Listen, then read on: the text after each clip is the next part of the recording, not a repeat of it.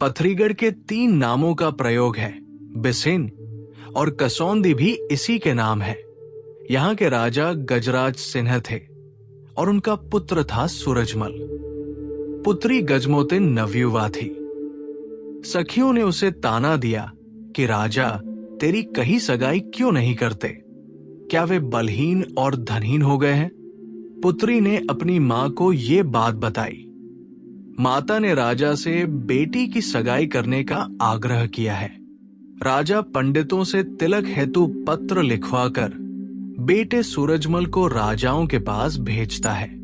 तिलक का निमंत्रण स्वीकार करने का अर्थ था युद्ध का निमंत्रण स्वीकार करना।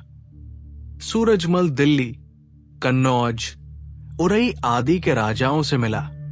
उन्होंने निमंत्रण स्वीकार नहीं किया। पिता ने कह दिया था, महोबा मत जाना। बनाफर गोत्र राजपूतों से अलग है। उरई के राजा माहिल यूं तो राजा परिमाल के साले थे। आल्हा उदल भी उन्हें मामा का सम्मान देते थे, परंतु आल्हा उदल और मलखान के विरुद्ध माहिल सदा षड्यंत्र करते रहे।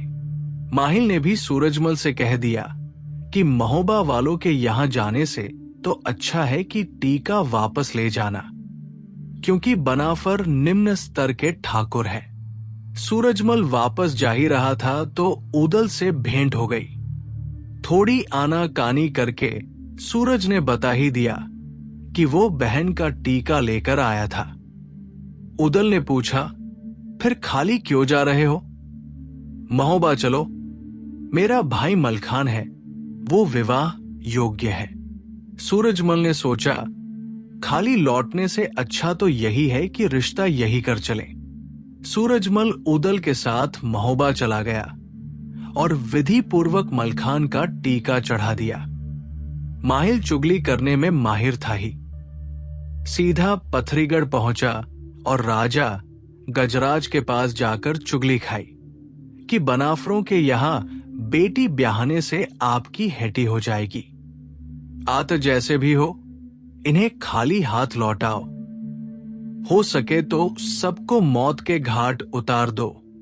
इधर राजा परिमाल ने मलखान की बारात में सम्मिलित होने के लिए कई राजाओं को निमंत्रित किया और अपने यहां से लश्कर तैयार किया।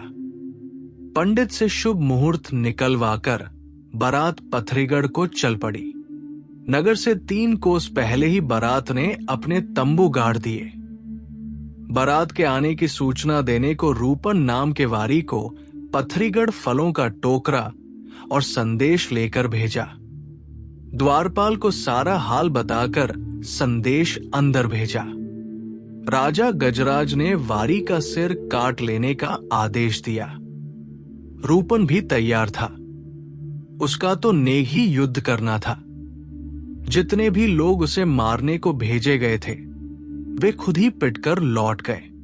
थोड़ी ही देर में माहिल वहां पहुंच गया और सलाह दी कि सारी बारात को शरबत भिजवा दो, उसमें विष मिला दो, आराम से ही सब किस्सा निपट जाएगा। राजा ने ऐसा ही किया। शरबत टब में भिजवा दिया। शरबत में जहर घोल दिया। आल्हा के डेरे में जैसे ही शरबत को गिलास में डाला तो सामने से छींक आई। उदल ने कहा, ठहरो, आप शरबत मत पियो, और फिर गिलास का शरबत कुत्ते को पिलवा दिया। कुत्ता तुरंत मर गया। तब सारा शरबत फिंकवा दिया गया। उदल ने युद्ध करने के लिए सेना को आदेश दिया।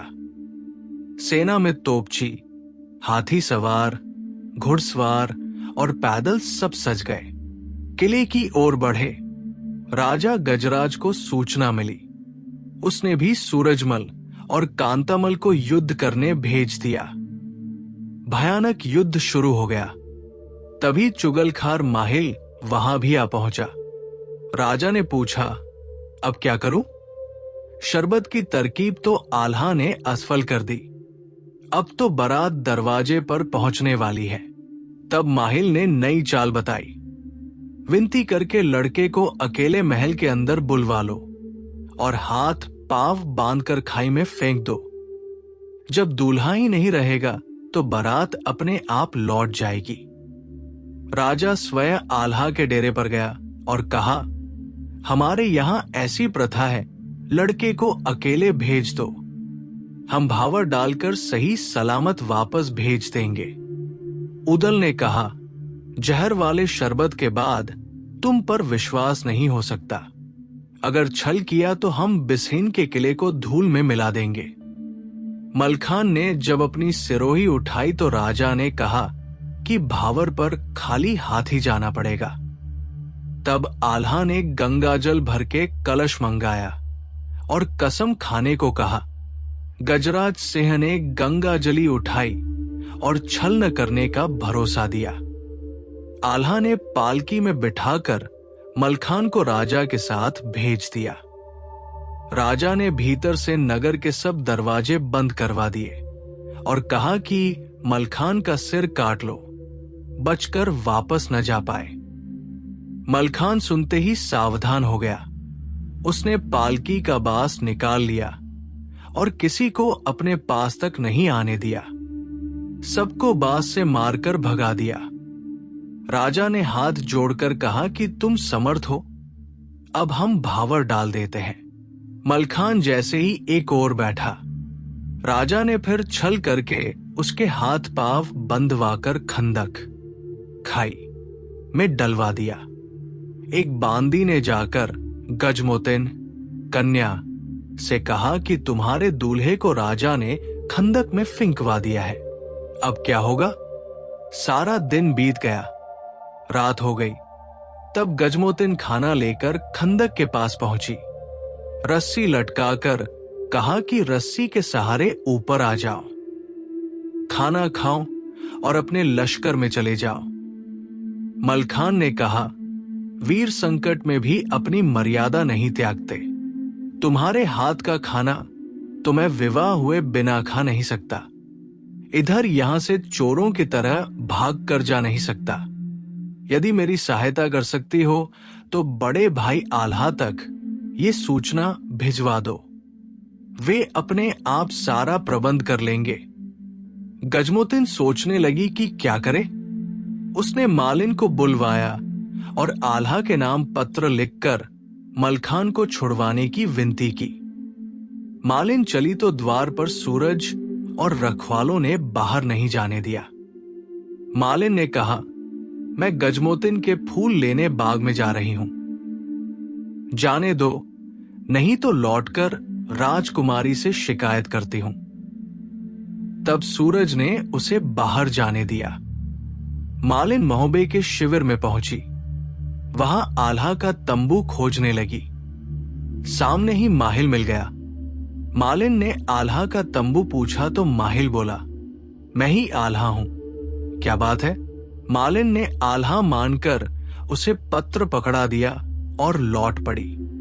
माहिल ने उसे डरा धमका भी दिया। वो रोती हुई लौटी तो सामने से ऊदल आता मिला। उसने प्रेम से पूछा तो मालिन बोली, मुझे गजमोतिन ने आल्हा के पास पत्र लेकर भेजा था, पर आल्हा ने मुझे धन्यवाद देने की बजाय खूब डांटा।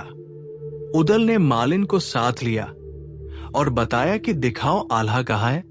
उसने माहिल को इंगित करके आल्हा को बताया। उदल ने कहा, मामा, आल्हा का पत्र आपने क्यों लिया? लाओ मुझे दो। पत्र लेकर वो मालिन सहित आल्हा के पास गया। मालिन ने विस्तार से सब हाल बताया। फिर उदल ने मालिन को ससम्मान विदा किया। आल्हा ने आदेश किया कि अभी आक्रमण करके मलखे को छुड़वाना है, लश्कर तैयार करो। लश्कर तैयार हुआ तो विसहिन में भी गुप्तचर ने राजा को सूचना दे दी कि महोबे की फौज आक्रमण करने आ रही है।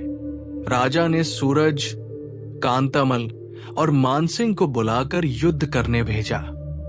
तीनों अपनी सेना लेकर उदय सिंह के सामने जा पहुंचे। दोनों ओर के योद्धा आपस में भिड़ गए। कई हाथियों के सूंड कट गए, हौदे गिर गए, घोड़ों की गर्दन कट गई। पैदल से पैदल सेना में तलवारों की कटाकट बजने लगी। इधर राजा ने तोपें चलवा दी। 3 घंटे तक तोपें गोले बरसाती रहीं। शाम तक विसिन की सेना आधी रह गई। सूरज और उदल आमने सामने डट गए। सूरज ने तलवार के 3 वार किए, जो उदल ने बचा दिए। जब उदल वार करने लगा तो सूरज घोड़ा भगाकर ले गया। फिर कांतामल आगे आया तो उदल ने कांतामल पर वार किया। वो भी अपना घोड़ा लेकर भाग गया। मानसिंह आगे बढ़ा तो देवा ने भी अपना घोड़ा उसके सामने ला खड़ा किया। मानसिंह घायल होकर गिर गया। सूरज ने राजा से कहा कि महोबे वालों से मुकाबला करते समय हमारी आधी से ज्यादा सेना खप चुकी है। राजा तुरंत श्यामा भक्तिन के पास गया, उसे सारा हाल सुनाया और बनाफरों से रिश्ता न करने की तरकीब पूछी। श्यामा भक्तिन सूरजमल के साथ आल्हा के लश्कर को देखने गई। उसने भस्म मारकर सारी फौज को बेहोश कर दिया। विसिन वाले भी रात को सुख से सोए। आल्हा और ढेवा ही ईश्वर की कृपा से जादू से बचे रहे। आल्हा ने कहा कि सुनवा को महोबे से ले आओ। ढेवा तुरंत चला गया। सुनवा को सारी बात बताई। सुनवा ने देवी का पूजन हवन किया। देवी ने अमृत दिया और कहा इसे छिड़कने से सब ठीक हो जाएंगे। ढेवा सुनवा को लेकर विसहीन जा पहुंचा। सुनवा ने जाते ही अमृत छिड़का और सारी सेना फिर खड़ी हो गई। फिर हाथी पंचशावत सजाकर आल्हा सवार हुए। उदल ने लश्कर फिर तैयार किया और विसहीन पर चढ़ाई कर दी। दोनों ओर की सेनाएं गोले दागने लगी। जिसके भी गोला लग जाता उसके तो टुकड़े हो जाते। बिल्कुल पास आ गए तो तलवारें चलने लगी। एक बार फिर सूरज और उदल आमने सामने भिड़ गए। उदल ने तो वार बचा लिए, पर सूरज हौदे से गिर गया। उदल ने उसे बांध लिया। कांतामल आगे आया, पर उसे भी उदल ने बांध लिया। तब राजा आगे आए। आल्हा से भीषण युद्ध हुआ। राजा के सब वार आल्हा ने निष्फल कर दिए। श्यामा भक्तिन चिड़िया बन गई, परंतु सुनवा भी कम नहीं थी। वो बाज बन गई। बाज सुनवा ने चिड़िया बनी श्यामा को धरती पर पटक दिया तो उदल से बोली, इसे जान से मार दो। उदल ने कहा, मैं स्त्री को नहीं मारता। आता उसने श्यामा का जूड़ा काट लिया। श्यामा का जादू तुरंत असफल हो गया। फिर गजराज सिंह आल्हा से भिड़े तो राजा ने श्यामा का घोड़ा अपनी ओर कर लिया। सुनवा ने बताया, इस घोड़े की पूंछ काट लो। उदल ने पूंछ काट ली तो भक्तिन और घोड़ा दोनों का जादू मिट गया। राजा गजराज ने आल्हा पर वार किया। आल्हा ने ढाल अड़ा दी। 3 वार राजा ने किए, पर सब बेकार गए। राजा की तलवार टूट गई। आल्हा ने राजा को सांकल जंजीरों में बांध लिया। राजा के बनते ही उदल ने जीत का डंका बजवा दिया। फिर फाटक खुलवाकर उदल खंदक के पास पहुंचा। उदल ने मलखान से कहा, जल्दी बाहर आओ। मलखान ने कहा, मेरे शरीर में भारी घाव लगे हैं, लोहे की जंजीरों में कसा हुआ हूं। उदल ने फिर कहा, अरे भैया, तुम पुष्य नक्षत्र में पैदा हुए हो। बृहस्पति 12वें घर में है, सो हाथियों का बल तुम में है। काल की शंका नहीं, उठो और बाहर आ जाओ। तब मलखान का आत्मविश्वास जागा।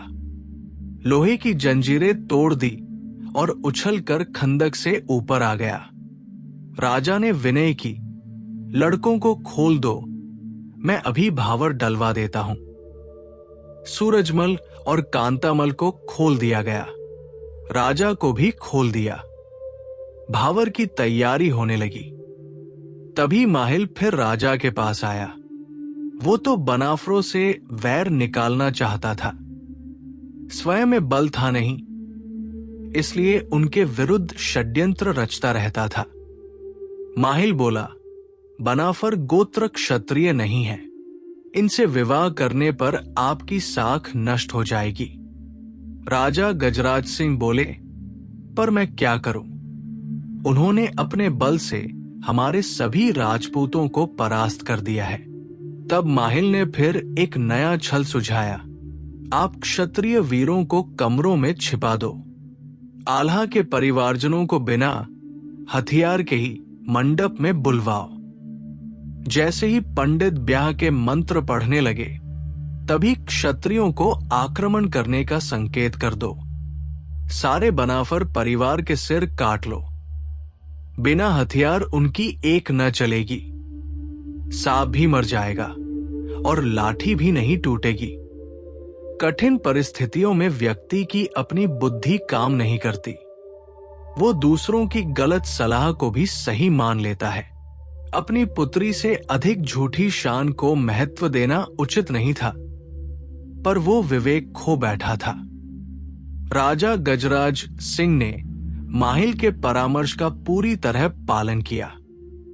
सूरज को भेजकर वर के परिवारजनों को बुला लिया।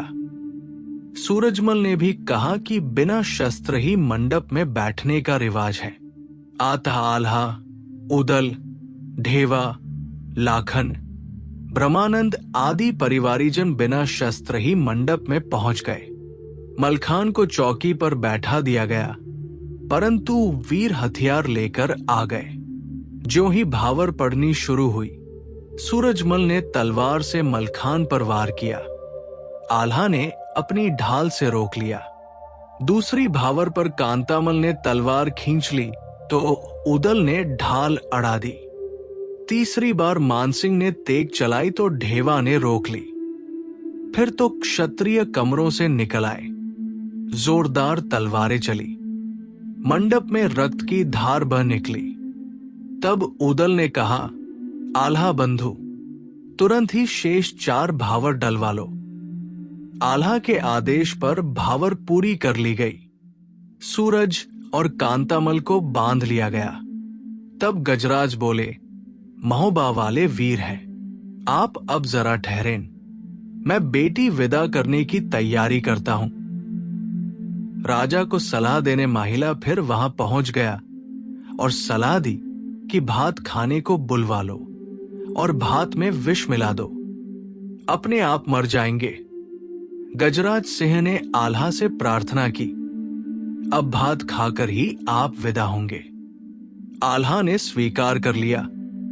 राजा ने फिर वही शर्त रखी, केवल परिवार के लोग चलें और हथियार साथ न ले जाएं।